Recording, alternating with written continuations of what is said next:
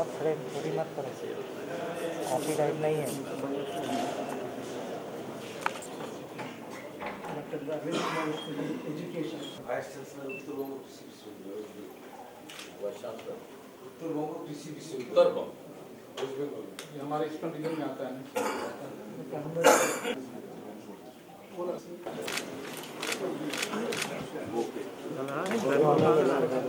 मुख्यमंत्री जी का अभिनंदन पुष्प अंग वस्त्र एवं प्रतीक चिन्ह देकर करें। आवला खोल के देखा बता रहा है एक्सप्रेशन ऑफ ग्रेटिट्यूड सर। ले लिया हमारे से भाई झगड़ा नहीं।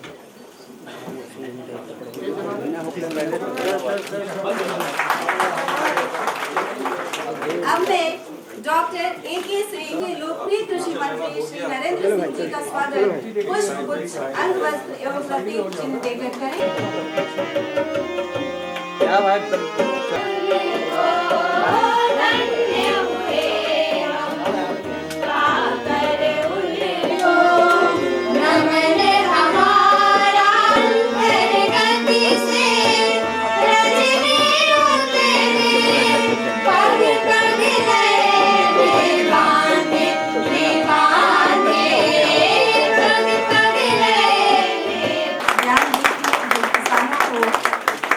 ज्ञान देगा, अपना प्रकाश वहां तक पहुंचाएगा।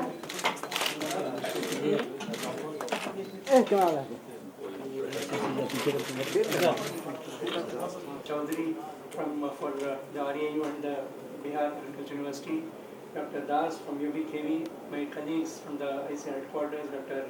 Sapang Kumar Datta, Dr. Kokate, Dr. Arvind Kumar. We have colleagues sir from Syngenta, Mr. Partha Das Gupta, directors of several institutes in this region, and director colleagues from the several state agriculture universities. To all of you, very good morning. Welcome to this meeting.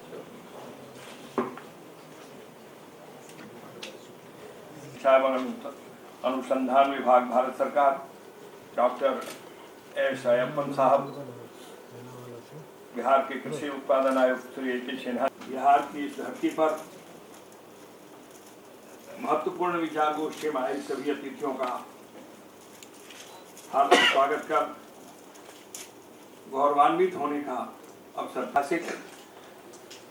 धरती पर एक साथ इतनी बड़ी संख्या में अंतर्राष्ट्रीय और राष्ट्रीय स्तर के कृषि वैज्ञानिकों का इस पूर्वोत्तर इलाके में कृषि उत्पादन की असीम संभावनाएं हैं, जो देश के अनाज की कमी को पूरा कर एक कीर्तिमान स्थापित करने के लिए पूर्वोत्तर भारत, जिसमें खासकर बिहार काफी अग्रणी भूमिका निभा सकता है। और आप सब लोगों ने ICAR के संपूर्ण परिषद ने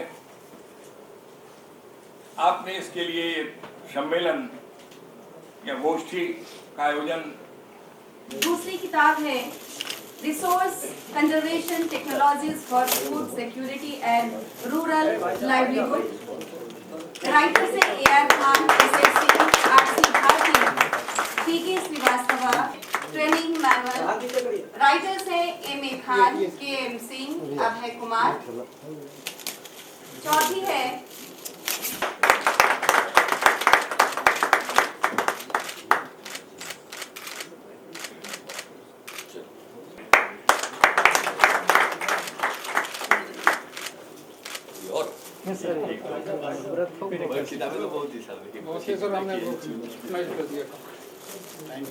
और अगली किताब है ICAR RCER at a glance. Writers हैं K.M. सिंह, M.S. मीना।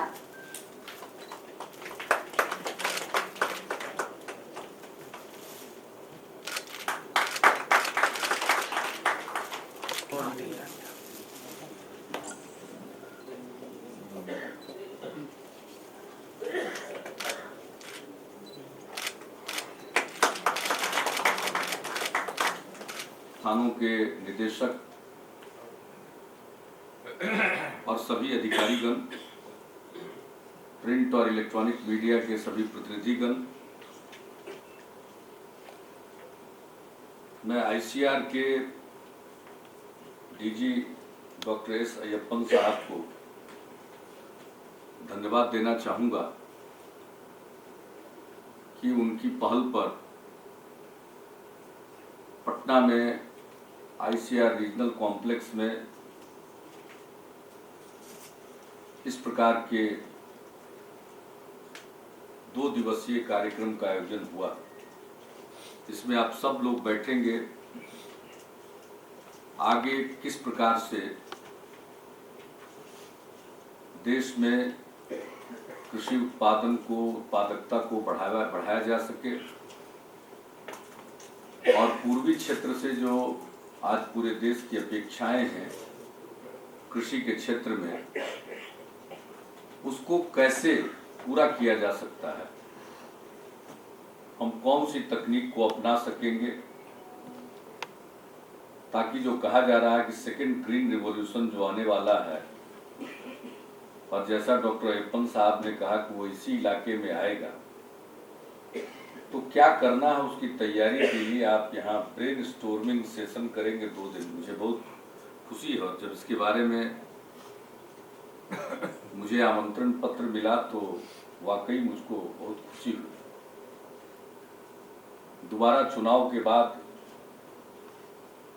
हम लोगों की सरकार फिर से गठित हुई है और शुरू के 1 माह में अनेक प्रकार के कार्य करने होते हैं,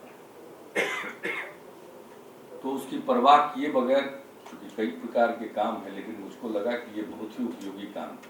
आखिरकार हम जो बिहार में कुछ करना चाहते हैं उसमें कृषि का एक प्रमुख स्थान है, और दरअसल इसका बीजारोपण हम लोगों ने 2008 में ही किया। बिहार के लिए कृषि के विकास का एक रोड मैप हम लोगों ने बनाया है, जिसका जिक्र हमारे माननीय कृषि मंत्री कर रहे थे।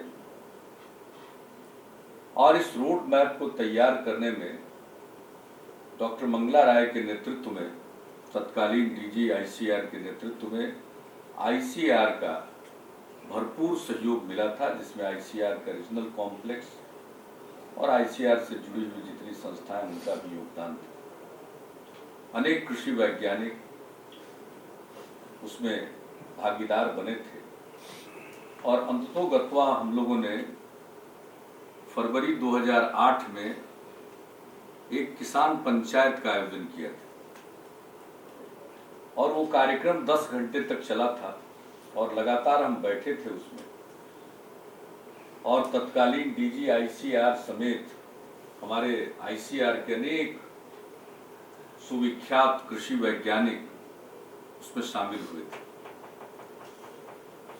और किसान पंचायत में किसानों ने जो अपना अनुभव बतलाया, अपना कंसर्न रखा, उन सब चीजों को फिर रोड मैप में शामिल किया गया, और अंततोगत्वा 2008 में हमने रोड मैप बनाया और उसको लागू करने का कार्य प्रारंभ हुआ।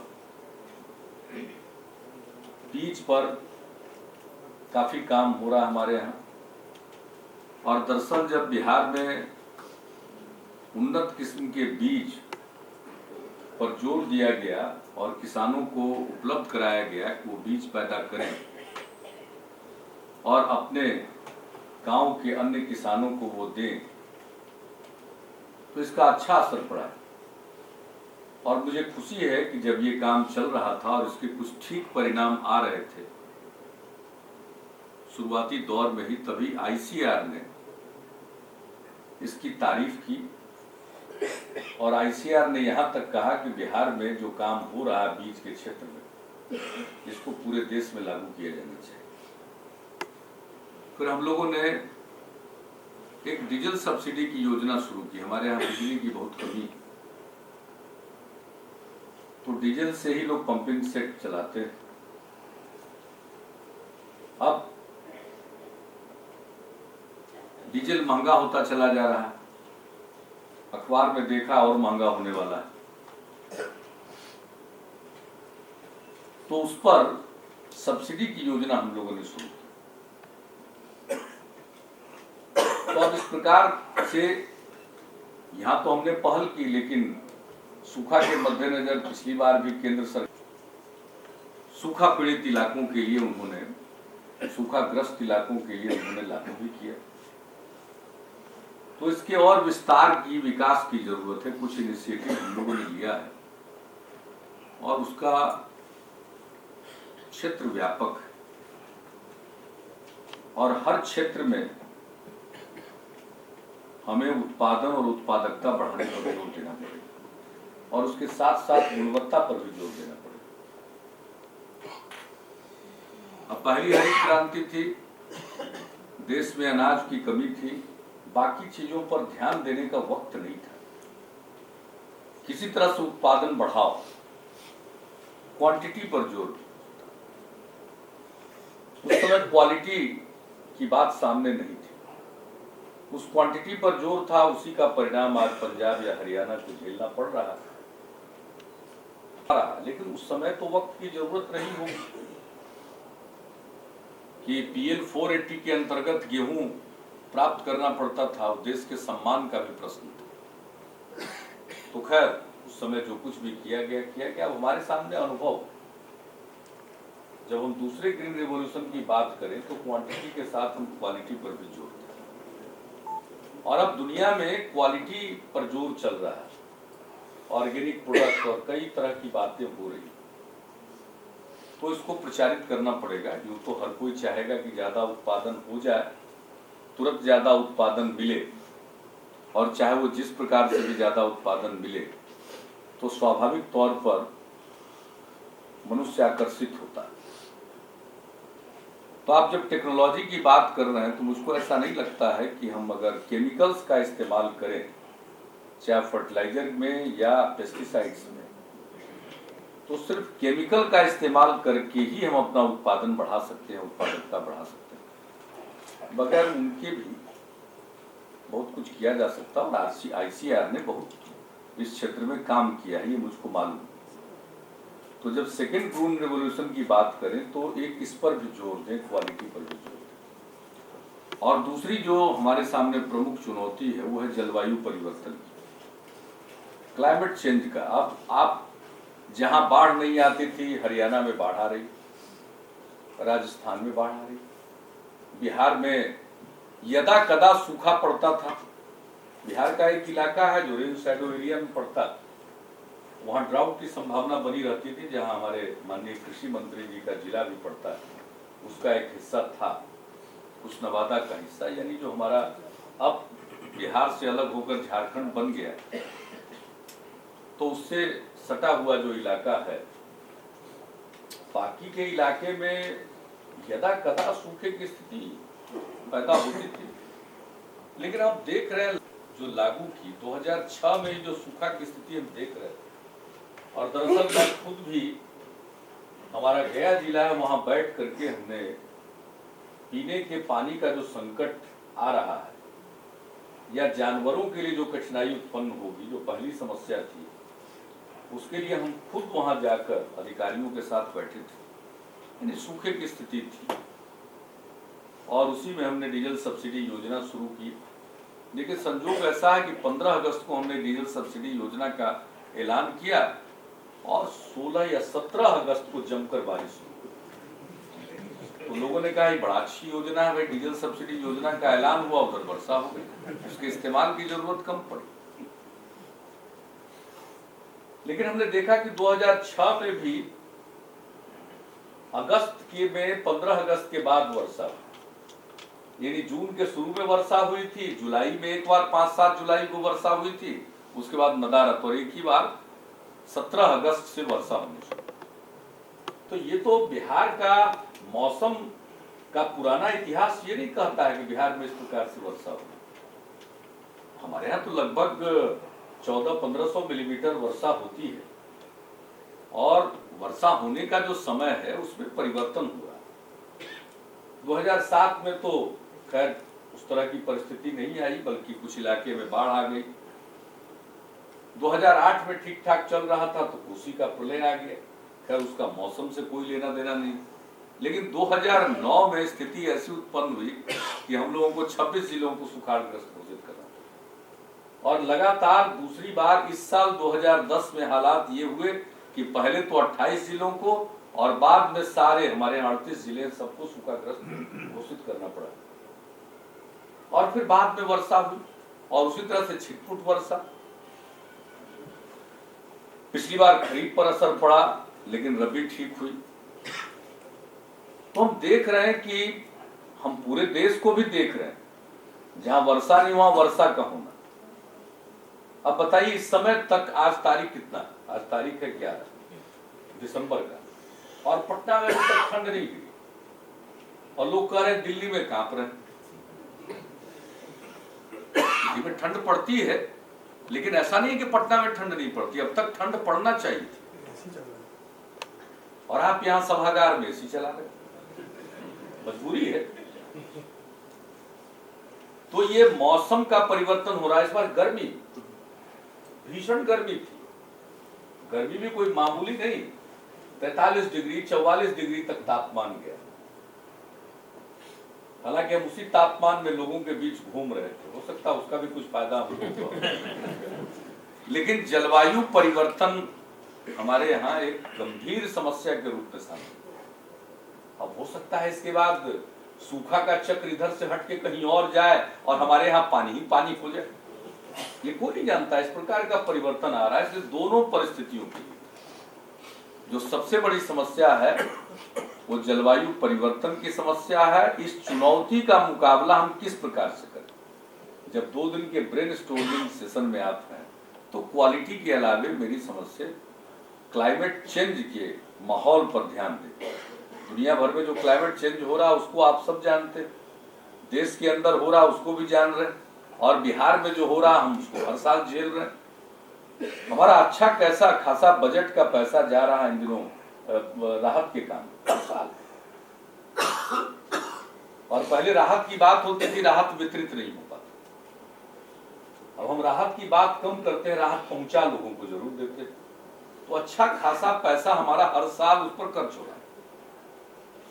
तो अगर इस चुनौती का सामना करने का कुछ आप तरीका निकालें, कैसे हम इसका सामना करें। किसान को अपनी मर्जी से देख लेते हैं, नहीं हुआ तो जो आप कुछ सलाह देते हैं उसको, और फिर अपने पड़ोस वाले किसान ने कुछ हिम्मत किया उसको देख करके वो कुछ करना शुरू कर चुके। लेकिन उनको एक व्यवस्थित ढंग से सलाह मिलनी चाहिए। और ये जो धान और गेहूं का चक्र है इसको देखना चाहिए कि ऐसी परिस्थितियों में किस परिस्थिति में हमें किस चीज को अपनाना चाहिए। लेकिन चक्र जो बना है उसका एक कारण है लोगों का अभ्यास हो गया, और दूसरी बात है बीज की उपलब्धता। अचानक अगर हम चाहेंगे कि नहीं आप ये फसल लीजिए और उसके लिए बीज उपलब्ध न हो तो फिर कठिनाई होती है। इसलिए जब हम तकनीकी की बात करते हैं तो इन सब चीजों को उसमें समेटते हुए आप चर्चा कीजिएगा। एक चीज हम बिहार में देख रहे हैं कि बहुत सफल हो रहा है, जैसे आपने प्रचारित किया जीरो टिलेज का, वो अच्छी चीज है, उसका और प्रचार करना चाहिए। नमी जब रहती है उस समय तुरंत काम करना चाहिए तो उसका फायदा होता है। लेकिन हमने देखा है कि श्री विधि धान के लिए स्पेशल राइस इंटेंसिफिकेशन मेरे ख्याल से पूरा है, सिस्टम ऑफ राइस इंटेंसिफिकेशन, और ये बहुत उपयोगी चीज है। उसी प्रकार से वीट के लिए भी system of wheat intensification SWI। तो SRI वो बोलने में श्री विधि, तो गेहूं के लिए भी श्री विधि, सबके लिए श्री विधि लोग बोलते हैं। इसको अडॉप्ट करना चाहिए भाषा में, क्योंकि सुई बोले इसके लिए श्री बोले उसका कोई मतलब नहीं है। तो बोलचाल में लोग श्री विधि से धान, श्री विधि से गेहूं ये बोलते हैं बोलचाल की भाषा। इसका पूरा प्रचार करना चाहिए। इससे उत्पादकता में वृद्धि हो रही है, उत्पादन बढ़ रहा है। और हम आपको बताएं कि इस काम को करने में एक महिला, आपने एक बड़ी अच्छी सूचना दी मुझे, आज तसल्ली हुई, बहुत खुशी हुई। आपका भाषण यूं ही बहुत अच्छा था, लेकिन उसमें आपने एक जो सूचना दी उससे बहुत प्रसन्नता हुई कि अब कृषि से संबंधित संस्थानों में स्टूडेंट्स में अब 36% गर्ल स्टूडेंट्स हो गई।